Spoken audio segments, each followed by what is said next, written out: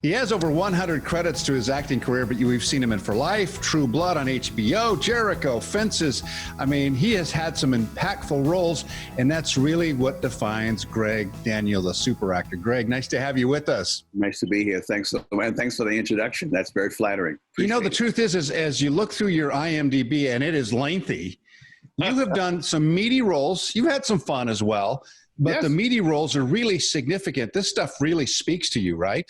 Yes, absolutely. I mean, every actor wants to get a role that is, that they can stretch, show their craft, show what they can do, that they have to ask themselves hard questions, that they have to step up to the plate. Any and every actor worth their bones wants a role that challenges them. And I've been very blessed to have roles that are like, wow, I get to do that. I get to play that. It's a blessing.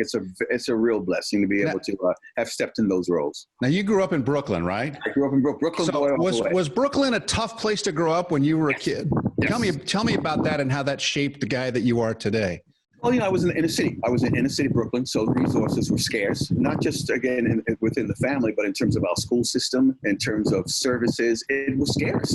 They didn't, let's say they weren't as generous for my portion of town as some of the other portions of town. But I do think it helped shape my character in that I had a mother and father that insisted that education was the way to go. It was the key to everything. My mother and father, and they both never graduated from college. They didn't have a college education. They emphasized to my brother and I in Brooklyn, in our home, how valued education was. And so if anything, I saw those as challenges, not obstacles, but I saw any lack of achievement as a challenge. And as a result, I became an achiever. I really wanted to get those. I wanted to get the knowledge, because I know once I had the knowledge, you can't take it away from you.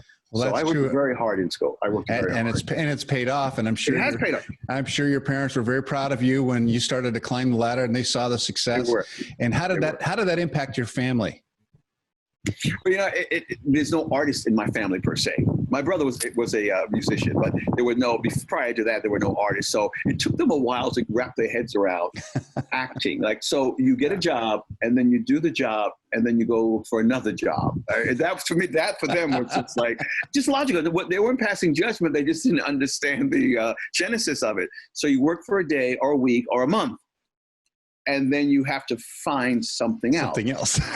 And that, for the life of them, they were like, don't you want to be a lawyer maybe, or a doctor? But here's the thing, Gregg, you have actually managed to stay very, very steady work. You've done all kinds of different films and TV shows and stage plays. And this stuff is really part of your life, especially for this new series, ABC's For Life.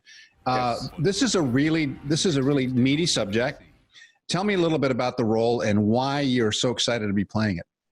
I play the role of Easley Barton. This is Curtis Jackson's 50 Cent. He's a co-executive producer on the film, on the television series. I think what it promotes is prison reform. I think at the core of this show is taking a look at prison reform. The character was in prison wrongfully, right? 22 years, exactly. The lead character, played by Nicholas Pinnock, whose character's name is Ann Wallace, and myself, character named Easley Barton, has been wrongly convicted. I served 22 years, and I'm pretty out of hope.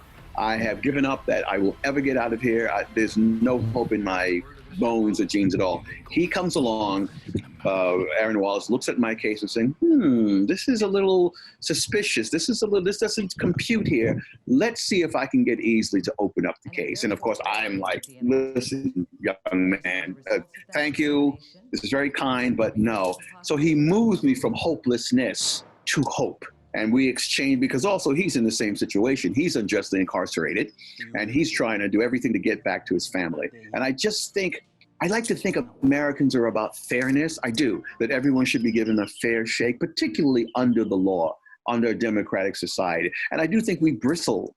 I'd like to think there's something in us that bristles that, well, that's not fair. That's not fair. He didn't receive what was a just. I like to think at our core, we want things to be fair. And isn't it interesting that the best way to tell that story is to actually tell the story either in a film. I mean, Jericho was a very powerful film that talked about the civil rights movement. And you've done so many of these things like that really do affect change, right? That's right. Well, rather than bludgeoning someone over the head with a message, You know, you can bludgeon someone over the head. You can give them a lecture. You can give them a book saying, okay, this is how it was. This is the stats. This is the this. But you don't want to appeal. The thing about the arts, it doesn't just appeal to the head. It appeals to the heart. You want to appeal to people's heart. If you feel for Aaron Wallace, if you feel for Easley Barton, these are family men. They want to get back to their, I think Aaron's child is having a baby. He's a grandfather. If you can get people to invest in the story in an emotional way, that's the beauty of acting. That's the beauty of feature films and television and stage. It's getting people to invest, believe in it until they kind of see themselves up there. Like, oh my God, that character, somehow they personify, empathize with that character. It's me.